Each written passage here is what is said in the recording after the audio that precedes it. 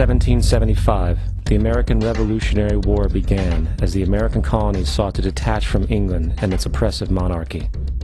Though many reasons are cited for the revolution, one in particular sticks out as the prime cause: that King George III of England outlawed the interest-free, independent currency the colonies were producing and using for themselves, in turn forcing them to borrow money from the Central Bank of England at interest, immediately putting the colonies into debt. And as Benjamin Franklin later wrote, the refusal of King George III to allow the colonies to operate an honest money system which freed the ordinary man from the clutches of the money manipulators was probably the prime cause of the revolution. In 1783, America won its independence from England. However, its battle against the central bank concept and the corrupt, greed-filled men associated with it had just begun. So what is a central bank? A central bank is an institution that produces the currency of an entire nation. Based on historical precedent, two specific powers are inherent in central banking practice: the control of interest rates and the control of the money supply, or inflation. The central bank does not simply supply a government's economy with money, it loans it to them at interest. Then, through the use of increasing and decreasing the supply of money, the central bank regulates the value of the currency being issued. It is critical to understand that the entire structure of this system can only produce one thing in the long run: debt. It doesn't take a lot of ingenuity to figure this scam out. For every single dollar produced by the central bank is loaned at interest. That means every single dollar produced is actually the dollar plus a certain percent of debt based on that dollar.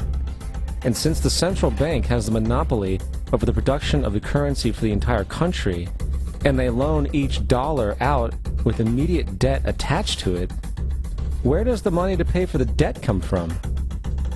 It can only come from the central bank again, which means the central bank has to perpetually increase its money supply to temporarily cover the outstanding debt created, which in turn, since that new money is loaned out at interest as well, creates even more debt. The end result of this system without fail is slavery, for it is impossible for the government and thus the public to ever come out of the self-generating debt. The founding fathers of this country were well aware of this.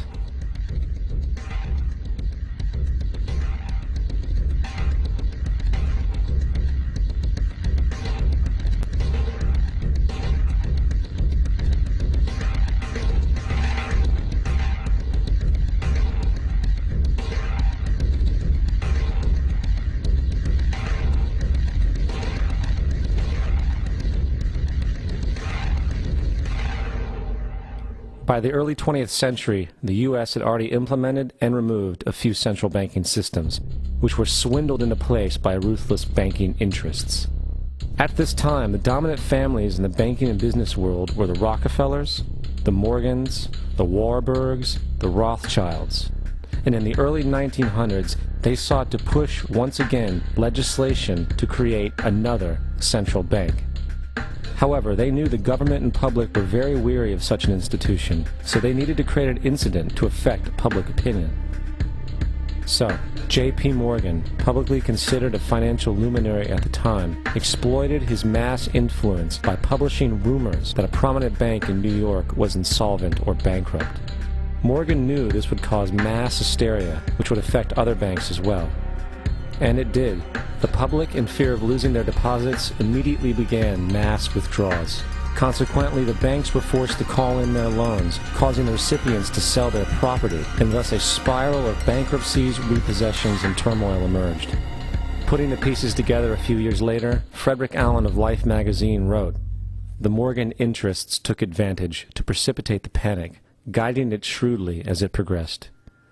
Unaware of the fraud, the Panic of 1907 led to a congressional investigation headed by Senator Nelson Aldrich, who had intimate ties to the banking cartels and later became part of the Rockefeller family through marriage. The commission, led by Aldrich, recommended a central bank should be implemented so a panic like 1907 could never happen again. This was the spark the international bankers needed to initiate their plan. In 1910, a secret meeting was held at a J.P. Morgan estate on Jekyll Island off the coast of Georgia. It was there that the central banking bill called the Federal Reserve Act was written. This legislation was written by bankers, not lawmakers. This meeting was so secretive, so concealed from government and public knowledge that the 10 or so figures who attended disguised their names when en route to the island. After this bill was constructed, it was then handed over to their political frontman, Senator Nelson Aldrich, to push through Congress. And in 1913, with heavy political sponsorship by the bankers, Woodrow Wilson became president, having already agreed to sign the Federal Reserve Act in exchange for campaign support. And 2 days before Christmas, when most of Congress was at home with their families, the Federal Reserve Act was voted in, and Wilson in turn made it law. Later, Woodrow Wilson wrote, in regret,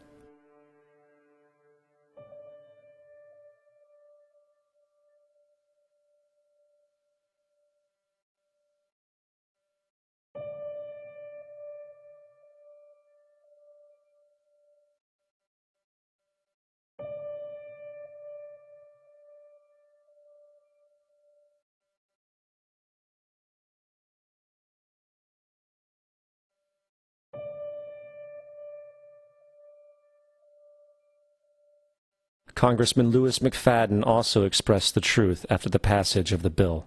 A world banking system was being set up here, a superstate controlled by international bankers, acting together to enslave the world for their own pleasure. The Fed has usurped the government. Now, the public was told that the Federal Reserve System was an economic stabilizer, and inflation and economic crises were a thing of the past. Well, as history has shown, nothing is further from the truth. The fact is, the international bankers now had a streamlined machine to expand their personal ambitions. It's alive! It's alive! It's alive! For example, from 1914 to 1919, the Fed increased the money supply by nearly 100%, resulting in extensive loans to small banks and the public. Then, in 1920, the Fed called in mass percentages of the outstanding money supply, thus resulting in the supporting banks having to call in huge numbers of loans, and, just like 1907, bank runs, bankruptcy, and collapse occurred. Over 5,400 competitive banks outside of the Federal Reserve System collapsed, further consolidating the monopoly of the small group of international bankers. Privy to this crime, Congressman Lindbergh stepped up and said in 1921, "Under the Federal Reserve Act, panics are scientifically created. The present panic is the first scientifically created one, worked out as we figure a mathematical equation." However, the panic of 1920 was just a warm-up. From 1921 to 1929, the Fed again increased the money supply, resulting once again in extensive loans to the public and banks. There was also a fairly new type of loan called a margin loan in the stock market. Very simply, the margin loan allowed an investor to put down only 10% of a stock's price, with the other 90% being loaned through the broker. In other words, a person could own $1,000 worth of stock with only $100 down. This method was very popular in the roaring 1920s, as everyone seemed to be making money in the market. However, there was a catch to this loan. It could be called in at any time and had to be paid within 24 hours. This is termed a margin call, and the typical result of a margin call is the selling of the stock purchased with the loan. So, a few months before October in 1929, J.D. Rockefeller, Bernard Baruch, and other insiders quietly exited the market, and on October 24, 1929, the New York financiers who furnished the margin loans started calling them in masse. This sparked an instantaneous, massive sell-off in the market, for everyone had to cover the margin loans. It then triggered mass bank runs for the same reason, in turn collapsing over 16,000 banks, enabling the conspiring international bankers to not only buy up rival banks at a discount, but to also buy up whole corporations at pennies on the dollar. It was the greatest robbery in American history. But that didn't stop there. Rather than expanding the money supply in order to recover from this economic collapse, the Fed actually contracted it, fueling one of the largest depressions in history. Once again outraged, Congressman Lewis McFadden, a longtime opponent of the banking cartels, began bringing impeachment proceedings against the Federal Reserve Board, saying of the crash and depression, "It was a carefully contrived occurrence. International bankers sought to bring about a condition of despair so that they might emerge the rulers of us all." Not surprisingly, and after 2 previous assassination attempts, McFadden was poisoned at a banquet before he could push for the impeachment.